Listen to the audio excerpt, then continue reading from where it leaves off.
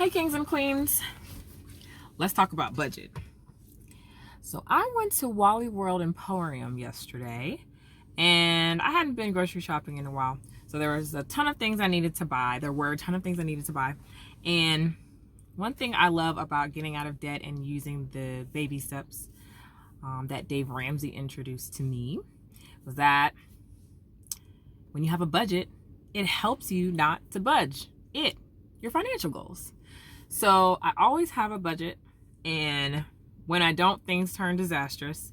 And when I do, everything's awesome. So I had a budget yesterday, and when I went to Wally World, I'm actually in Southern California right now. I'm actually on a break. That never happens. So I can't take my truck to Walmart all the time. Some Walmarts allow you to take your truck and park it in the parking lot. I don't know if you've ever noticed, you see those big trucks at the backs of the parking lot or behind the building. So that's me. But I could not get to this particular Walmart in my truck. So I also have to budget for Lyft or Uber rides to get to the grocery store. And normally I take Lyft, honestly, because Uber is always more expensive than Lyft. So when I took the Lyft, I found the closest Walmart to me, which is 6.6 miles away from where I'm parked. And the Lyft ride going there was, hold on, I got my notes to make sure I tell you the right thing. Going there, including tip, was $13.47. Coming back was $11.91. So my total transportation just to the grocery store was $25.38. So I also factor that into my budget. Got to the grocery store, and my budget for Wally World Emporium was $160. That lasts a pretty good while, $160 worth of groceries.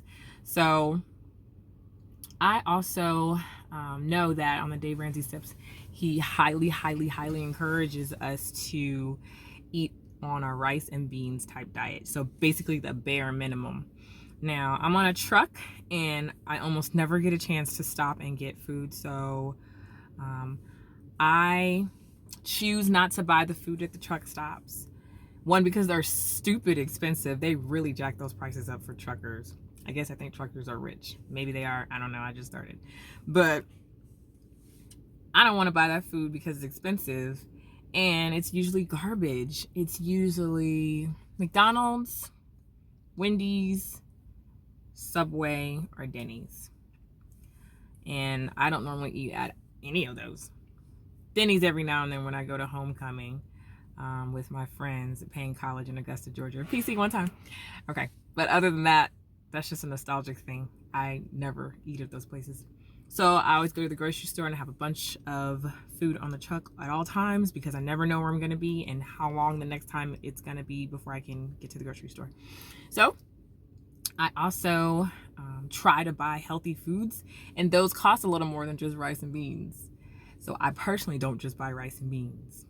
I oftentimes try to stay closer to the gluten-free foods because of health reasons related to my cycles and things like that. Eating fried food and grease and yuck foods make me feel horrible once a month. So if I eat gluten-free and just stay away from junk, I always feel better. I don't like to take medication for cramps and all that drama. And I can't sit in the corner when my stomach is hurting and not drive. And I usually have pretty bad cycles when I don't eat gluten-free. So I buy gluten-free, so that drives my costs up. I also buy snacks like granola. I buy a lot of trail mix. I love trail mix. And yogurt. What else? Yeah. For produce, I almost always have sweet potatoes on the truck because they go a long way. I love avocado. That's a little bit expensive, so I don't always get avocado, but it's a nice treat. And like apples, bananas. For meat, I do buy chicken. I do like shrimp, and I do buy a lot of fish. So that drives my costs up. And I also buy frozen veggies. You can buy frozen broccoli for about 98 cents, sometimes 80 something cents. I buy frozen green beans, frozen spinach, and frozen kale. I love kale. So I do that. And then I buy a lot of off-brand, generic, great value stuff that almost always tastes the same as the real stuff, or close enough. So I do that, and I have a freezer refrigerator on the truck where I can store everything, and I have enough ample space to store all the snacks. And I love to flavor my food, so I also have a lot of garlic, and I have jerk seasoning and things like that. And I make it comfortable for me so that I can do this job well. So what I do is keep a running list of everything that I need on this dry erase board. Look at this stuff falling all over the place. On this dry erase board right here. And I take it with me to the store. And so what I do is whenever I pick up something, let's just say it's yogurt. I'm going to write yogurt here. And let's just pretend it's $2.99, whatever the cost is. I will write yogurt next to it when I pick it up. And then instead of writing $2.99, I'll go ahead and add tax in my head. And I know that tax will make it about $3.30 something. But to make myself feel better and give myself wiggle room, I write $3.50. That way, I overshoot everything, so I'm always under budget by the time I get to the cash register. So like I said yesterday when I was at Walmart, my budget was $160. So let's take a look and see what happened. Right, so you can see that I came in way under budget, saved $30.50. So I can put that $30.50 into the next grocery bill. And I forgot that in California, they charge 10 cents per bag at Wally World Emporium. I don't know about other grocery stores in Walmart, or excuse me, in California, because I never had the opportunity to shop in any other grocery stores. Maybe you all can tell me if they do that or not.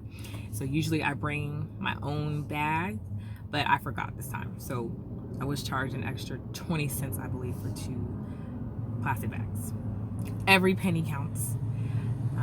But this is just what I do. This is the method that I have adopted, and I've been using it for several months since I started the baby steps back in February of this year, 2019. So I hope that helps you. I hope it simplifies the process for you a little bit, and we'll talk later. All right, kings and queens. Bye.